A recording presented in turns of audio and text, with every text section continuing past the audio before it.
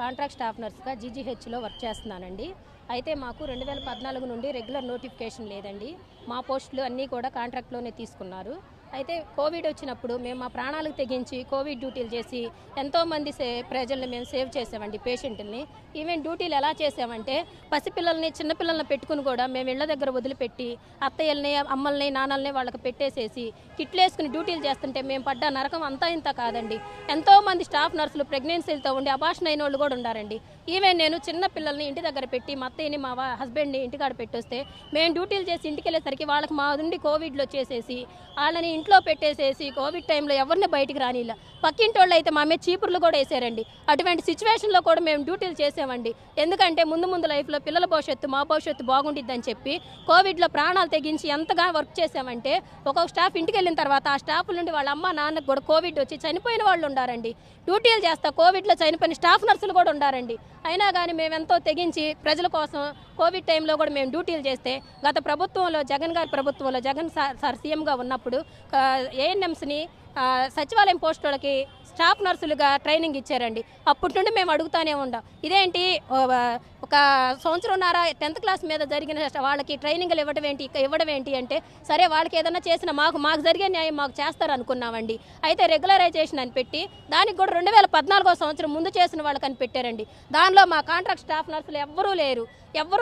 ఒక్కళ్ళు కూడా మేము రెగ్యులర్ కాలేదండి. అది కూడా ఏఎన్ఎంసే రెగ్యులర్ అయ్యారు. సరే అది కూడా మేము ప్రభుత్వం దృష్టికి తీసుకెళ్ళామండి. మాకు న్యాయం చేయండి అంటే చేస్తాం అన్నారు. కానీ ఏ ప్రభుత్వం మమ్మల్ని పట్టించుకోలేదండి. పట్టించుకోకపోగా ఇప్పుడు ట్రైనింగ్ అయిపోయిన ఏఎన్ఎంస్కి 0 నెంబర్ 115 ఇచ్చి వాళ్ళకి రెగ్యులర్ నోటిఫికేషన్ 2015 పోస్టులు వాళ్ళకి ఇస్తున్నాం, శాంక్షన్ పోస్టులు అని ఇచ్చారండి. మరి మా భవిష్యత్తు ఏమవ్వాలండి?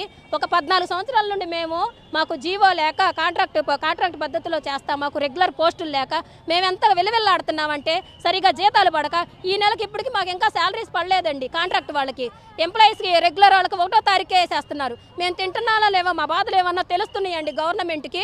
వచ్చే నెల జీతానికి కూడా మేము ఇప్పుడు అప్పులు చేసుకుని తింటామండి. ఈ రోజున 5 ఇప్పటికి ఇంకా శాలరీస్ పడలా. మేము అసలు ఇంటికాడ తినొస్తున్నామో లేదో కూడా లేకుండా మేము డ్యూటీలు చేస్తున్నాం. ఎందుకంటే మేము కోవిడ్లో చేసి ఉండాము, మాకు ముందులో భవిష్యత్తు ఉండిద్ది, మమ్మల్ని రెగ్యులర్ చేస్తారు, మేము కూడా రెగ్యులర్ అవుతాము. ఎందుకంటే 14 ఏళ్ళ నుండి రెగ్యులర్ నోటిఫికేషన్ లేదు అని చెప్పి ఎంతో ఆస్తి ఎదురు చూస్తా. కొత్త గవర్నమెంట్ వచ్చినాక రాకముందు కూడా మేము అందరిని కలిసి మా బాధలో ప్రతి ఒక్క ఎమ్మెల్యేకి ప్రతి ఒక్క ఎంపీకి కూడా మేము వివరించామండి.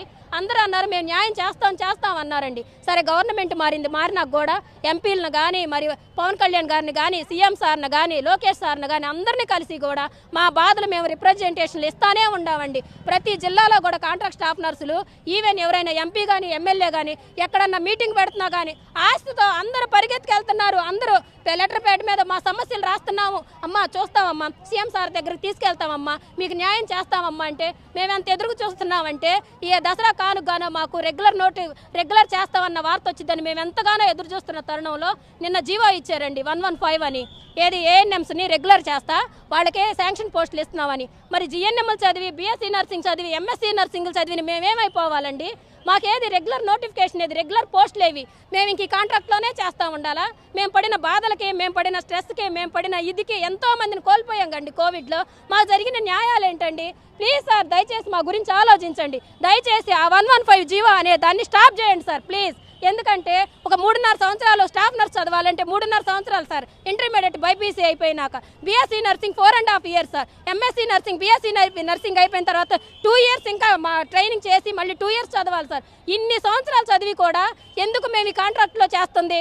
రెగ్యులర్ అయితే మాకు మా పిల్లల ఫ్యూచర్ బాగుండిద్ది అని చెప్పి అంత పెద్ద చదువులు చదివి కూడా మేము కాంట్రాక్ట్గా స్టాఫ్ నర్సులుగా చేస్తుంటే ఈ రోజున నిన్నిచ్చిన జీవో ఏంటండి దాని అర్థం? వాళ్ళకి సంబంధించిన వాళ్ళకి ప్రమోషన్లు ఉంటాయి కదండి ఏఎన్ఎంస్ని తెచ్చి జిఎన్ఎం పోస్టులు ఇవ్వడం ఏంటండి? ప్లీజ్ దయచేసి మా బాధను అర్థం చేసుకుని మాకు న్యాయం చేయండి సార్. మా కాంట్రాక్ట్ స్టాఫ్ నర్సులు అందరినీ రెగ్యులర్ చేయండి సార్. మీ ప్రభుత్వంలో మాకు న్యాయం జరిగిద్దని చూస్తున్నాం సార్. ప్లీజ్ సార్ ప్లీజ్ మా బాధలను అర్థం చేసుకుని ప్రతి ఒక్క కాంట్రాక్ట్ స్టాఫ్ నర్స్ని రెగ్యులర్ చేయండి sir. Please sir GO number 115 రద్దు చేయండి సార్. ప్లీజ్ మా తరపున పోరాడండి సార్.